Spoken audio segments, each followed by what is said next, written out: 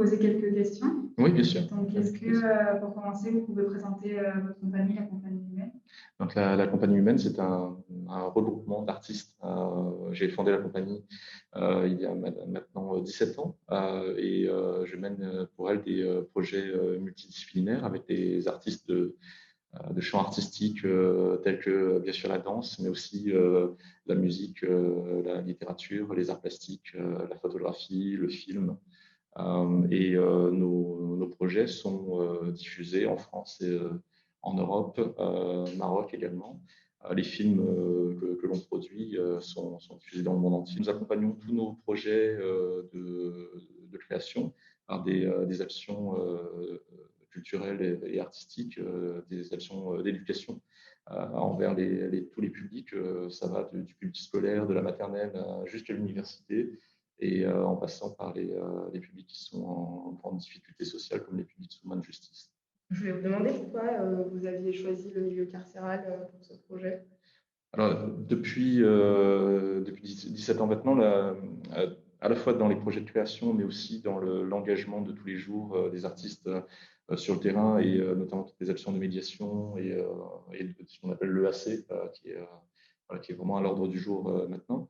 Nous, depuis 17 ans, ça fait partie de l'ADN de la compagnie. C'est un engagement social fort, et parce qu'il me semble que l'artiste est à un endroit bien particulier d'observateur de la société, et qu'il vient nourrir par ses œuvres le questionnement global sur la société, sur l'être humain, sur nos relations.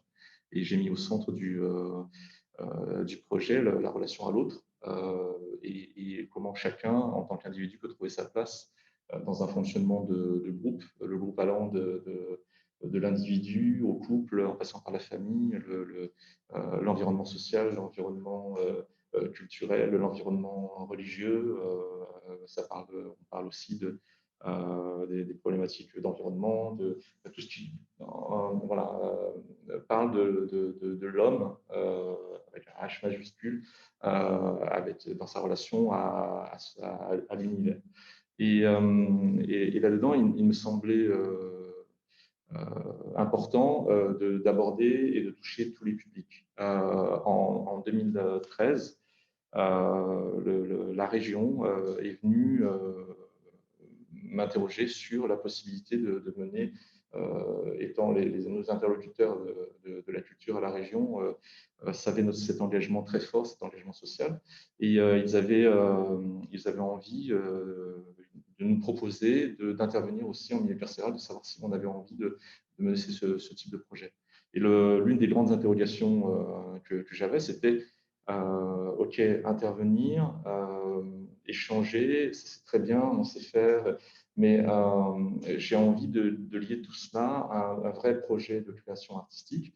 Et j'ai envie aussi que ces interventions-là, elles ne soient pas oubliées tout à coup, et que ce ne soit pas juste ce qu'on appelle un one-shot. Voilà, on fait une intervention et puis on sème des graines et puis advienne ce que pourra. Mais je voulais également que l'objet artistique qui en ressortait puisse servir de médiation à l'extérieur. Et donc, ce fameux dialogue dedans-dehors, c'est-à-dire avoir un objet artistique qui vienne aussi faire s'interroger, et dans la démarche et dans le résultat, les personnes qui sont incarcérées. Également, sensibiliser aussi les gens qui sont dans l'environnement, comme les personnels pénitentiaires, et de montrer aussi ce que la présence de l'art et de la pratique dans un établissement pénitentiaire peut amener aussi en termes d'apaisement, de capacité de dialogue, d'ouverture sur l'autre, de curiosité. Et donc ça tisse des liens, ça permet aussi d'apaiser ce tissu qui est assez tendu. Et puis, ces objets-là, de les amener en tant qu'objet de médiation, à la fois par des expositions, des projections, une présence dans des festivals à l'international, et parler de ce questionnement. Qu'est-ce qu'une prison? Qu'est-ce qu'une prison au XXIe siècle en France? Qu'est-ce que ça représente? Qu'est-ce qu'on y propose? Et qu'est-ce que nous, quand je dis nous, c'est les citoyens, nous proposons? Quelle est notre vision par rapport à ça? On le sait que c'est un sujet sensible qui peut amener aussi à pas mal de passion, même de friction. Et en même temps, c'est important, le théâtre, dans le sens de l'agora, est l'un des lieux qui permet un dialogue transversal, intergénérationnel, qui traverse les couches sociales. Enfin, moi, je crois fortement à ça. Et c'est un endroit où on peut venir dialoguer avec passion, mais dialoguer et écouter, entendre ce que l'autre a à dire et comprendre. Et après, c'est de l'ordre de la décision collective. Pourquoi avoir choisi de travailler uniquement avec des femmes? Alors, c'est la particularité, c'est une particularité par rapport à la maison d'arrêt de Nice, et c'était une demande du directeur des services de probation et d'insertion de la maison d'arrêt de Nice. C'était en accord aussi avec les autres partenaires. Les femmes étaient alors, la situation n'a pas tellement évolué, mais étaient en surpopulation. Et il y avait très peu de formations professionnelles qui leur étaient proposées.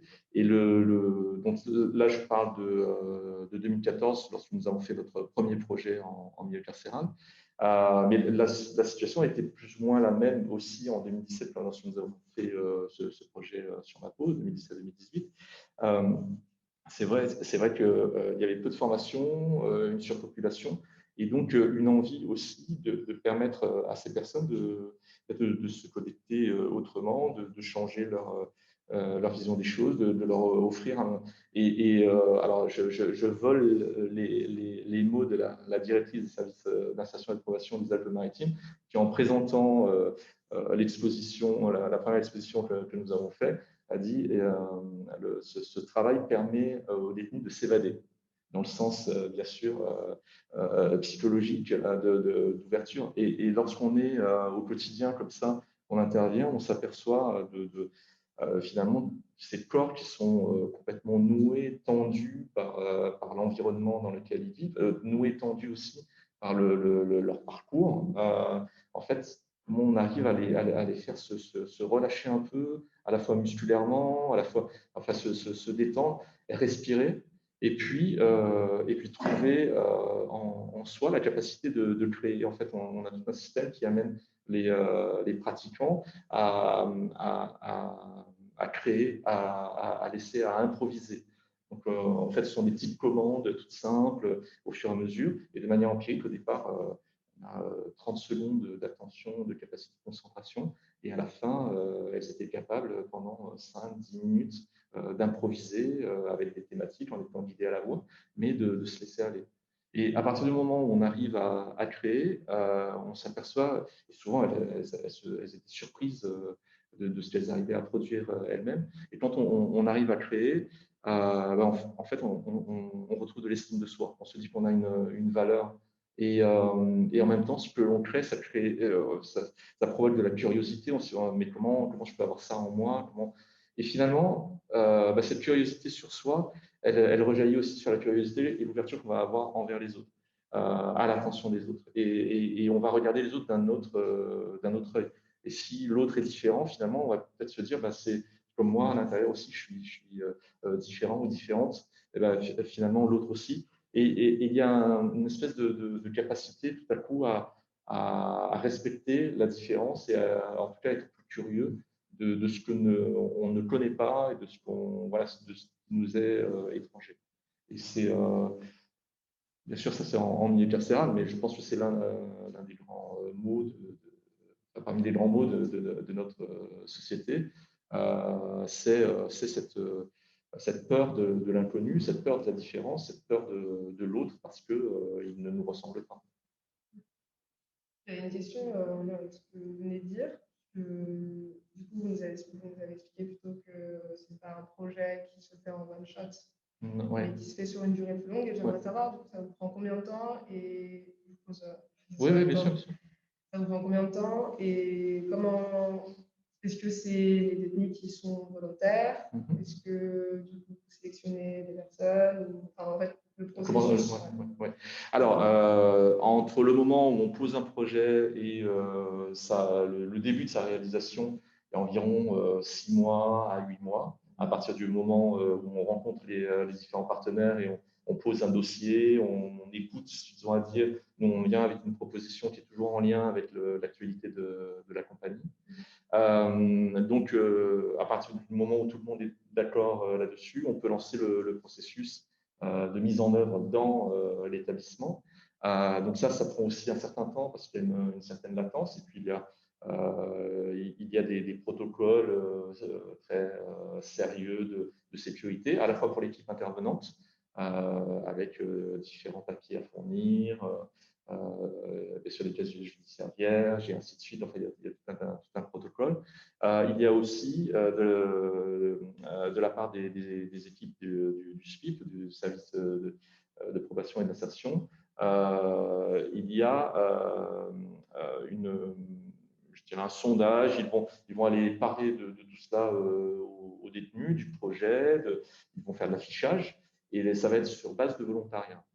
Mais ensuite, dans ce volontariat-là, il y a bien sûr, on ne peut pas travailler avec 30 personnes, on ne peut pas travailler avec 20 personnes. En général, ce sont des groupes de 12. Voilà, ce qui reste correct. Les espaces sont très petits aussi. Là, on avait la chance de pouvoir filmer dans une promenade extérieure. Et finalement, vous avez vu que la promenade, elle est relativement petite. Et c'est un endroit où il peut y avoir 20, 30 détenus qui se promènent. Et puis, voilà, ça change à tour de rôle. Donc, il y a peu d'espace. Et la salle dans laquelle on pratique à l'intérieur, elle est vraiment très, très petite. Les questions de sécurité, l'organisation. Bon, bref, tout ça. Et les services pénitentiaires vont aussi, par rapport au parcours des différents détenus, s'il peut y avoir un danger potentiel, s'il y a une mauvaise conduite, entre guillemets. Voilà, donc il va y avoir des critères de choix comme ça qui vont être faits, sur lesquels nous, on n'a absolument aucun regard, et c'est très bien comme ça. Et voilà, on va mener alors, une maison d'arrêt, c'est particulier parce que les temps de peine sont souvent très courts, et il y a énormément de turnover. C'est-à-dire que tout à coup, dans les détenus qui vont participer aux 10 jours d'atelier sur 2 semaines, et on peut avoir tout à coup une détenue qui ne vient plus parce qu'elle a été transférée, parce que voilà, il y a tout ça, et ça, nous, en tant qu'artiste, on ne maîtrise pas du tout.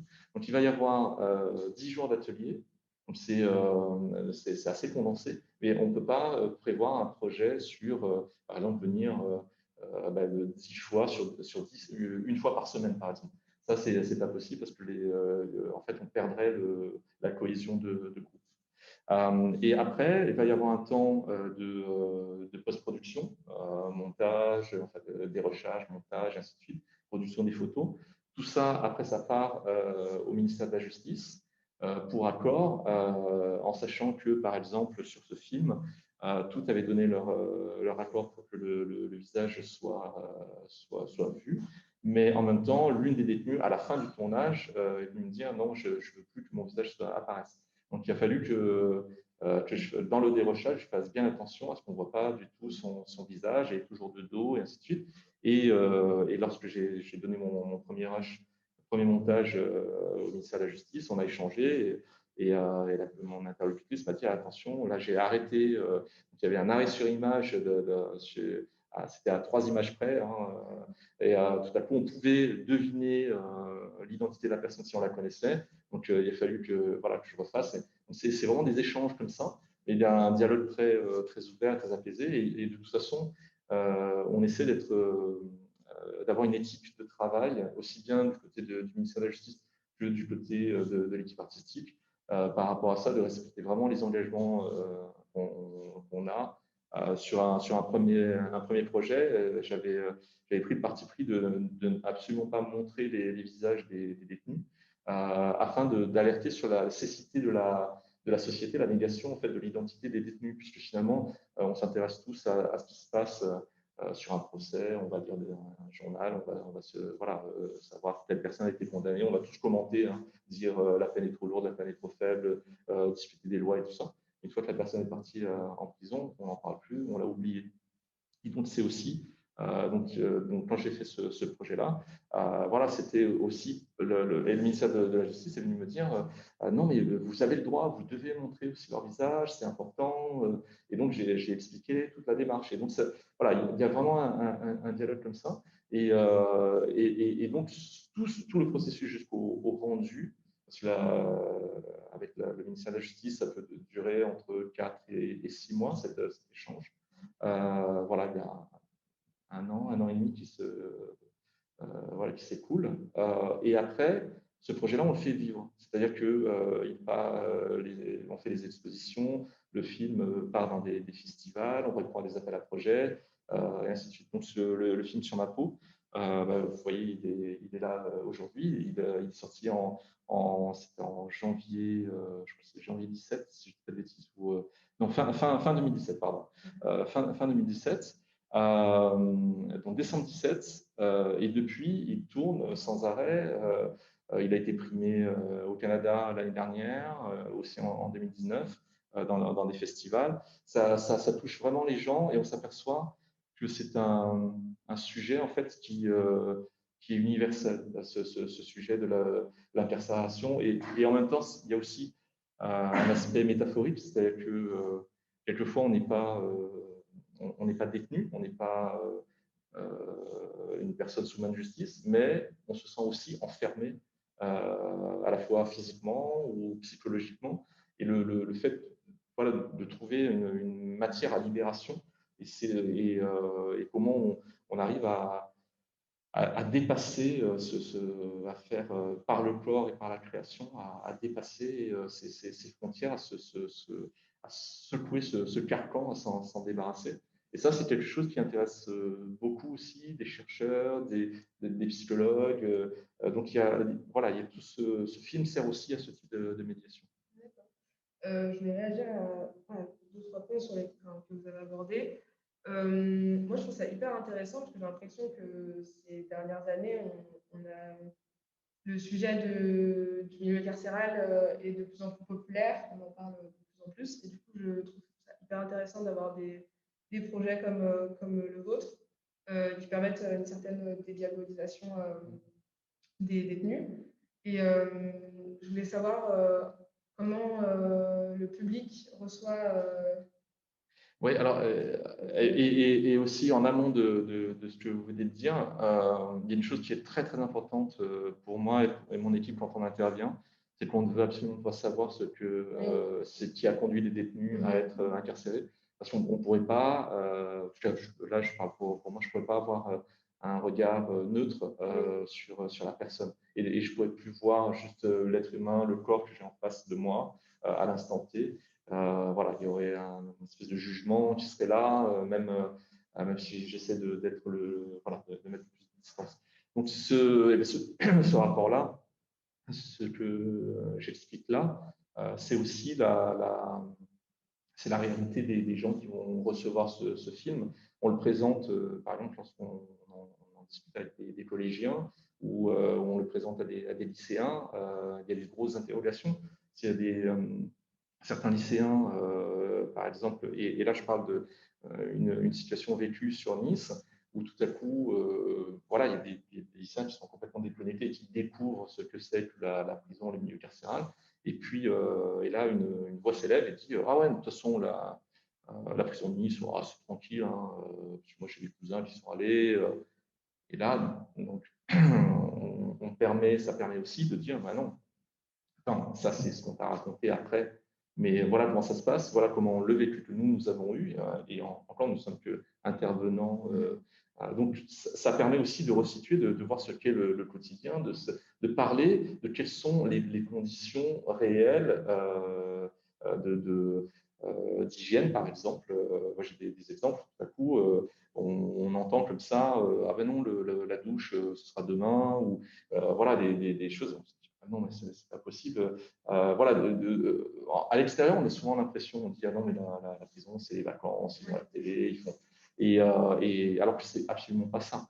Alors c'est une première chose. Et la deuxième chose, c'est aussi il y a des idées souvent très arrêtées sur telle personne a commis un crime, elle doit aller en prison, elle doit y rester, elle doit.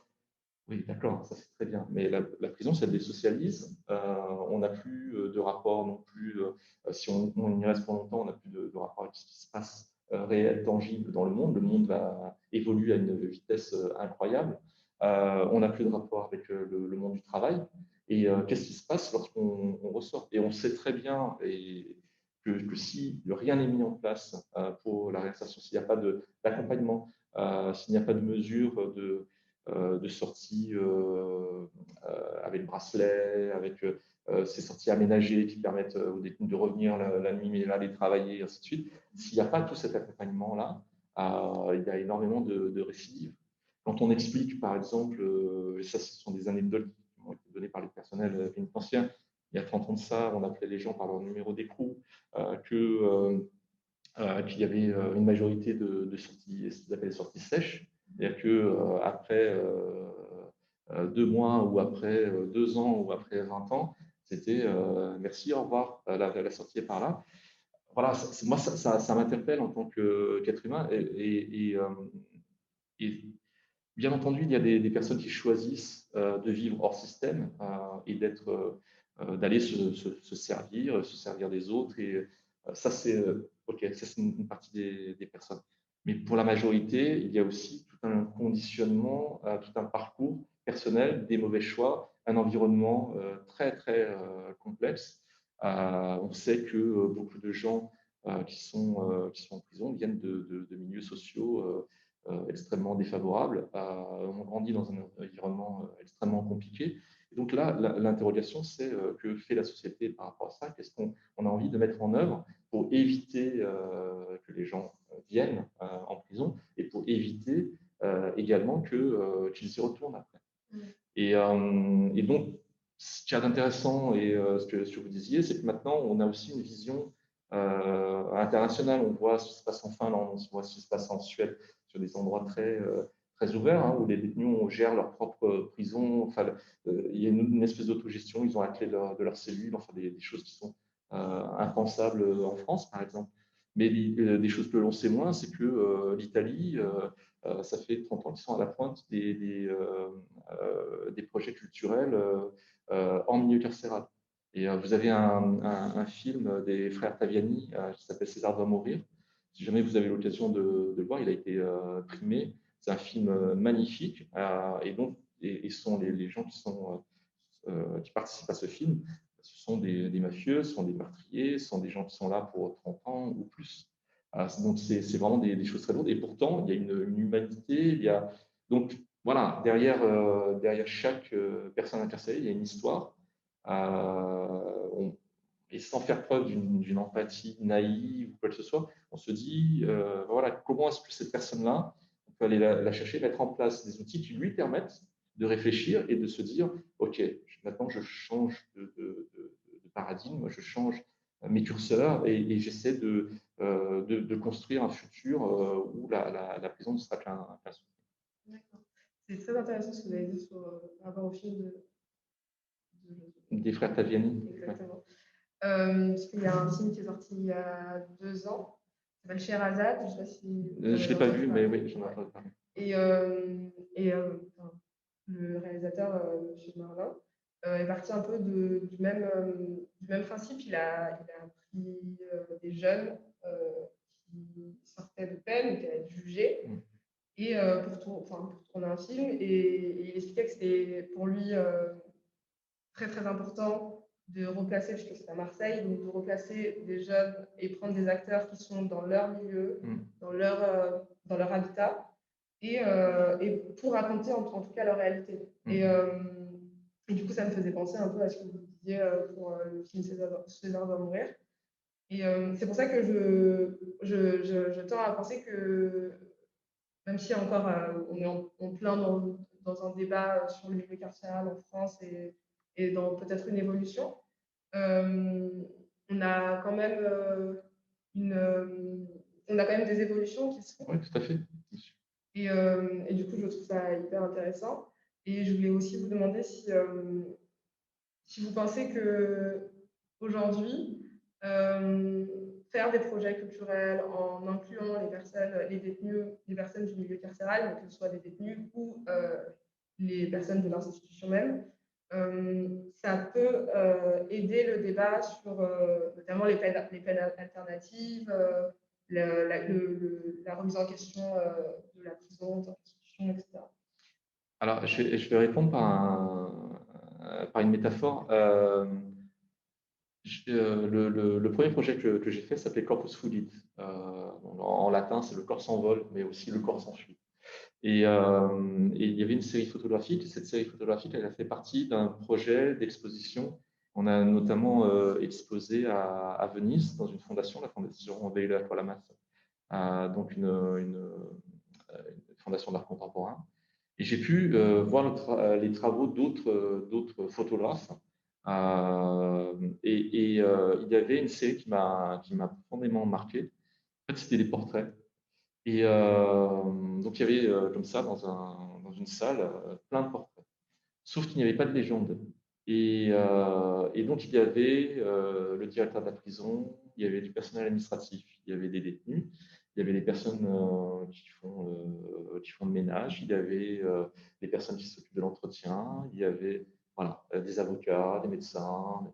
Mais chacun était là en civil et il était absolument impossible de déterminer qui était qui par rapport à la photo. Et donc, ça permettait de dénoncer, entre guillemets, le délit de sale gueule, qui est que lorsqu'on voit quelqu'un, on va lui attribuer des qualités, des défauts, on va projeter sur cette personne des a priori, que ce soit consciemment ou inconsciemment. Et on ne peut pas savoir à l'avance qui est cette personne que l'on a en face de nous. Alors, il va y avoir bien sûr des codes sociaux sur la coiffure, la manière de s'habiller, ensuite la verbalisation, comment la personne s'exprime, est-ce qu'elle semble éduquée ou pas. Enfin voilà, tout ça, et ça va construire au fur et à mesure, on va aller mettre la personne dans une case. Mais en a priori, comme ça, on regarde une personne et on va la juger alors qu'on ne sait pas qui elle est, ce qu'elle a fait. Et donc, ça m'a forcé aussi à m'interroger et voilà, par rapport à, à votre questionnement, c'est de se dire comment est-ce qu'on regarde l'autre, comment est-ce qu'on se regarde. Et je trouve que, ouais, quelle impression on a de l'autre. Et je trouve que la société elle est en pleine mutation par rapport à ça.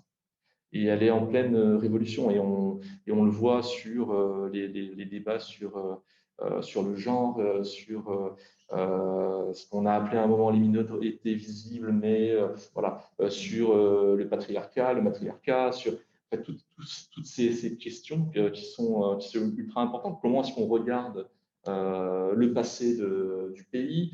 Comment est-ce qu'on se sent coupable ou pas, ou porteur de telle et telle identité par rapport à l'endroit d'où on vient et où l'on a grandi. Bref, toutes ces questions-là, elles sont en train de secouer la société française, qui est une société qui a souvent du mal à regarder en face rapidement, à faire son introspection. Ça vient toujours, ça met toujours énormément de temps et ça se passe toujours de manière, je dirais, un petit peu violente, c'est-à-dire que tout à coup, il y a un élément déclencheur qui va amener des réactions, souvent, bien entendu, comme dans toute révolution, là c'est une révolution d'idées, il va y avoir des gens qui veulent faire table rase de tout ce qui a existé avant pour mettre autre chose. Et puis finalement, 10 ans, 20 ans après, on va se calmer, on va revenir chercher des racines, et puis on va reconstruire, retisser tout ça. Bon, ça, c'est inhérent à l'histoire. Mais on a du mal à se regarder en face et à se dire immédiatement, ensemble, réfléchissons. Et voilà, il y a un côté comme ça, passionné, où les choses explosent. La société américaine, par exemple, avec tous les défauts qu'elle a, elle se regarde instantanément, tout le temps, dans le miroir, ce qui amène aussi tas d'autres effets pervers, mais il commente et il réécrit. En fait, on a l'impression il crée un mythe au fur et à mesure, au jour le jour. Alors qu'en France, on laisse de la distance, on essaie de mettre les choses cachées quelquefois, et puis après, voilà, on prend le temps, mais il y a toujours des moments éruptifs qui viennent faire bouger tout ça. Donc, je pense que on va dans la bonne direction par rapport à un dialogue sur, effectivement, quel est le rôle de la prison. Est-ce que, et sans aucun jugement, il y a des juges pour ça qui amènent, qui disent telle peine et ainsi de suite. Mais ensuite, c'est voilà, quel est le rôle de la prison? Est-ce que c'est l'endroit de privation, l'endroit d'enfermement? Ça, on est tous d'accord, ça l'est. Mais ensuite, est-ce que ce n'est que ça ou est-ce que c'est vraiment, ça peut être un endroit de reconstruction?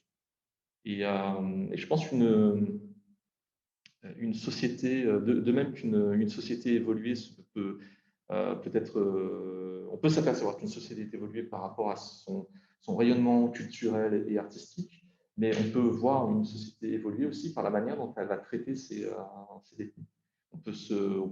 Voilà, ça peut être l'un des révélateurs aussi, qui permet de voir où en est la société dans son évolution, dans le traitement de ses citoyens. Pourquoi, du coup, ce titre sur ma... En fait, ce projet faisait partie d'un projet. Je crée par cycle j'ai des cycles de création. Et entre 2013 et 2017, j'ai travaillé sur un cycle qui s'appelle Trace et qui scrute un petit peu la mémoire, le parcours de chacun, le parcours de chacun, l'endroit d'où il vient, et puis des étapes que connaît ce parcours vont façonner la personne, comment on se construit avec ou contre, et souvent c'est un mix des deux, comment on se construit avec ou contre son environnement premier, son environnement social, son environnement familial, son environnement culturel, son environnement territorial, voilà, religieux aussi. Enfin, voilà, on va se construire en tant que personne. Et puis, tout ça, ça laisse des traces. Et une détenue, souvent, c'est une personne, je disais tout à l'heure, qui a un corps qui est noué par le parcours, qui est noué par les tensions, qui est noué par tout ce qui s'est passé dans le corps. On sent que c'est un corps, c'est un corps prison déjà aussi, en tout cas souvent, pour la majorité des personnes. Et elle porte sur elle c'est ce qui m'avait frappé dans le premier projet. Quand vous dites, ce qui m'avait frappé, c'était de voir les tatouages, de voir les cicatrices, de voir des vieillissements prématurés, de voir des peaux et des corps laissés à l'abandon et maltraités. Parce que de toute façon, quand on n'a pas d'estime de soi, il y a un côté comme ça de laisser aller, d'abandon.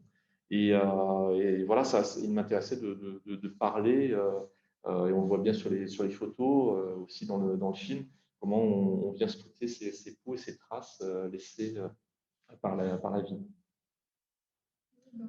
Et dans ce cas-là, est-ce que le noir et blanc, c'est un choix qui est délibéré? Oui. Oui. Ouais. Okay. Oui, c'est aussi, ça permet là, dans la prison, paradoxalement, il y a plein de couleurs, et des roses et des verts. Il y a une espèce de comme ça, et tout à coup, on s'y perd complètement. Et j'avais envie qu'on se concentre en fait sur l'essentiel, c'est-à-dire sur les personnes, sur leur peau, sur le mouvement, sur l'énergie des corps en mouvement. Et le noir et blanc, ça permet de prendre cette distance, en tout cas pour le film, et pour la photographie aussi. En tant qu'artiste, même en tant que chorégraphe ou metteur en scène d'opéra, je fonctionne souvent en termes avec la lumière. C'est-à-dire que je vois les choses avec voilà, du sombre ou de la lumière qui éclaire, les parts d'ombre. Et ça, c'est le cœur du noir et blanc, en fait. Nous, donc, on va rappeler plus vite notre exposition, donc, on a choisi le terme radical, ouais. Auquel on a accolé la citation de Bukowski, If you're going to try, go all the way. Et du coup, on aimerait savoir ce que vous en pensiez déjà de la radicalité dans le monde de l'art, c'est assez vaste la radicalité dans le monde de l'art. Nous, on a voulu rendre hommage aux artistes qui cherchaient un peu à chambouler et à casser les codes. Du coup, on aimerait ça.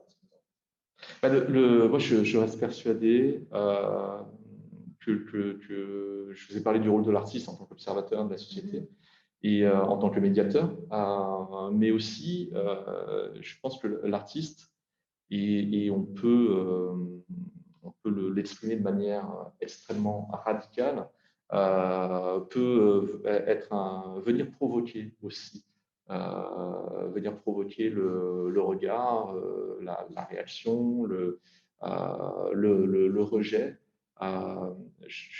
Souvent, lorsque je vais voir un travail qui va me déplaire, ou sur lequel je vais avoir des mauvaises sensations, en fait, je vais faire une introspection et je vais me dire pourquoi est-ce que ce travail me déplaît dans le sens où me dérange ou me laisse indifférent. Pourquoi ça va me laisser indifférent? Pourquoi est-ce que tout le monde parle de ce travail-là et tout à coup, moi, ça ne vient pas me toucher? Qu'est-ce qui m'empêche d'être touché par ça? Et ainsi de suite. Donc, ça me permet de réfléchir à qui je suis, à trouver ma propre identité. Et ça me permet aussi de voir à l'endroit où je suis et l'endroit où sont les autres qui réagissent de telle ou telle manière. Pourquoi la personne à côté de moi a réagi différemment? Pourquoi? Donc, tout ce questionnement-là, l'art le permet et l'envoie. Et quand on a, si l'art, c'est faire consensus, à ce moment-là, c'est pas, je ne vois pas l'intérêt. Par contre, je ne suis pas de ceux qui rejettent l'idée de la beauté, dans le sens où la beauté, c'est pas, on va utiliser des clichés, mais la beauté, c'est pas Walt Disney. Hein. La beauté, elle peut être présente dans un corps, comme vous avez pu le voir tout à coup. C'est une énergie qui la traverse. Mais donc, je ne suis pas insensible à ça. Mais en même temps, la radicalité d'un geste, la radicalité d'un propos qui vient, en fait, elle vient pour susciter une réaction. Et c'est là où, aussi, en tant qu'artiste, on est souvent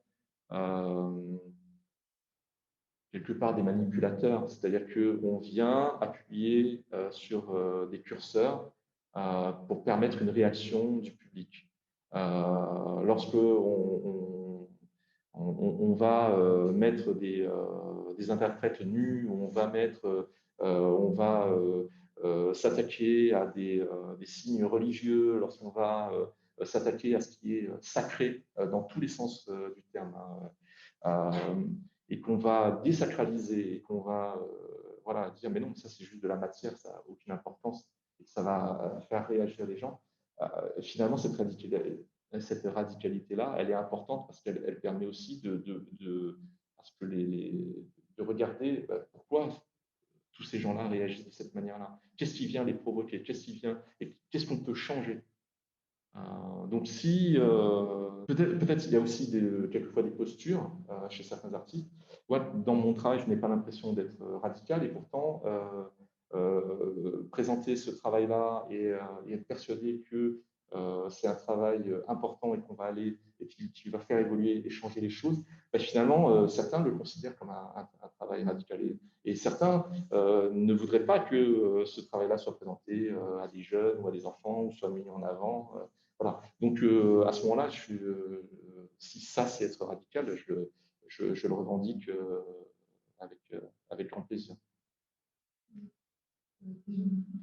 Je vais demander aux personnes présentes si elles ont des questions. Est-ce que vous avez eu des retours de la part de ces participantes, si ça a changé quelque chose pour elles, si maintenant elles s'intéressent encore plus à l'art ou alors même d'un rapport humain, si ça les a bouleversées?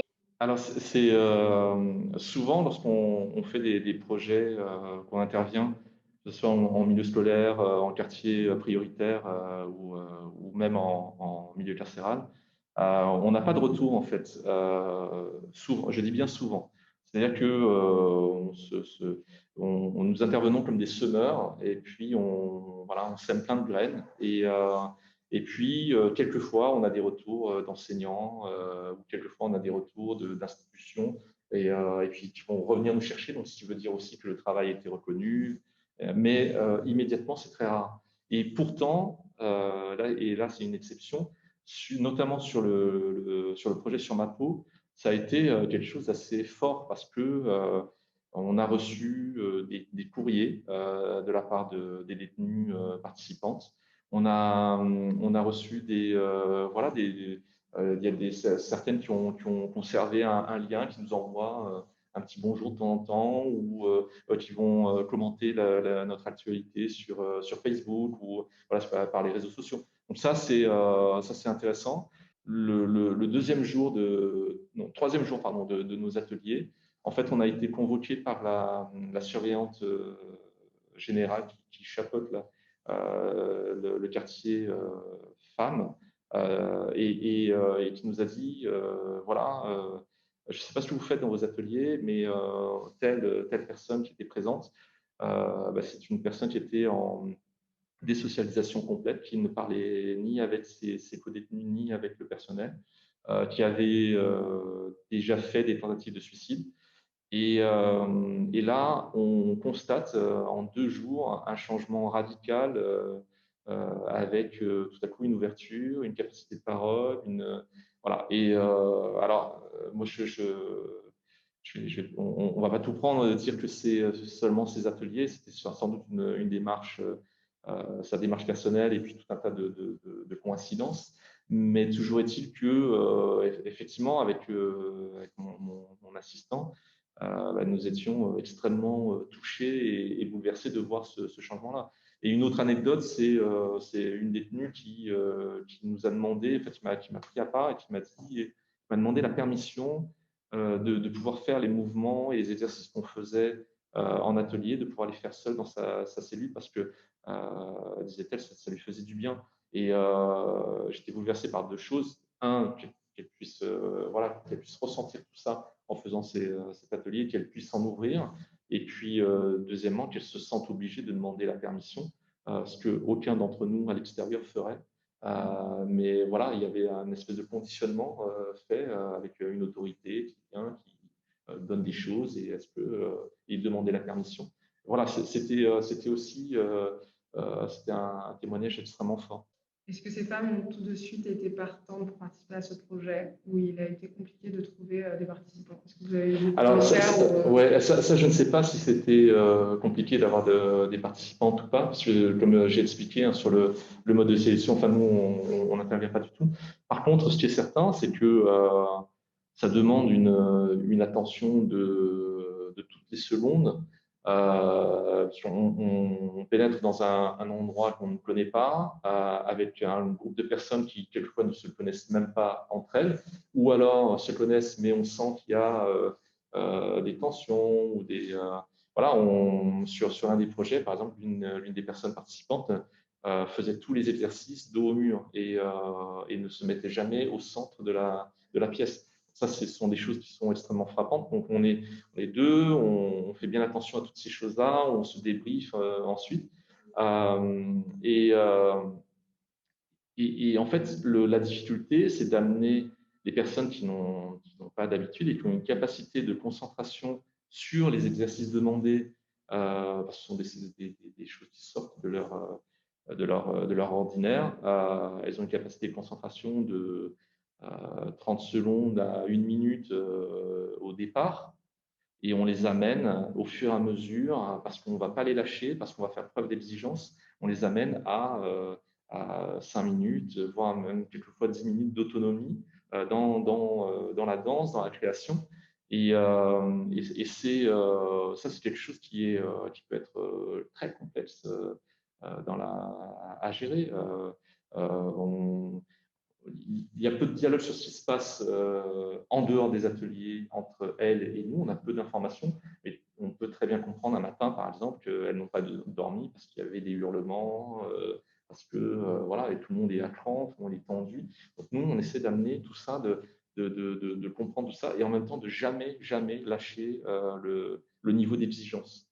Et ça, c'est l'une des principales choses que j'ai pu apprendre en menant des ateliers auprès de publics, je dirais, peu habitués à la pratique artistique et peu peu habitué à la discipline plus ça demande, l'investissement plus ça demande, c'est que on obtient du crédit, on obtient du respect, on obtient un investissement des personnes que si en face on reste extrêmement exigeant. Et ce qui semble paradoxal, mais c'est une réalité parce qu'ils prennent ça pour une forme aussi de respect. Et si à un moment on baisse la garde, si à un moment on se dit bon, non, enfin, finalement là c'est bon, quoi, ça me demande trop d'énergie d'aller chercher, d'aller puiser, de les tirer, tout ça, à ce moment-là, on les perd. Et donc, il faut vraiment. Mais on sort de ces ateliers, on est rincé, en fait. Ça dure 2 heures, mais c'est vrai que souvent, on est épuisé de la tension et de l'énergie que ça demande. Donc, on a cru comprendre que vous étiez sur un autre projet qui s'appelle Ma vie rêvée. Oui, tout à fait. Vous avez bien compris.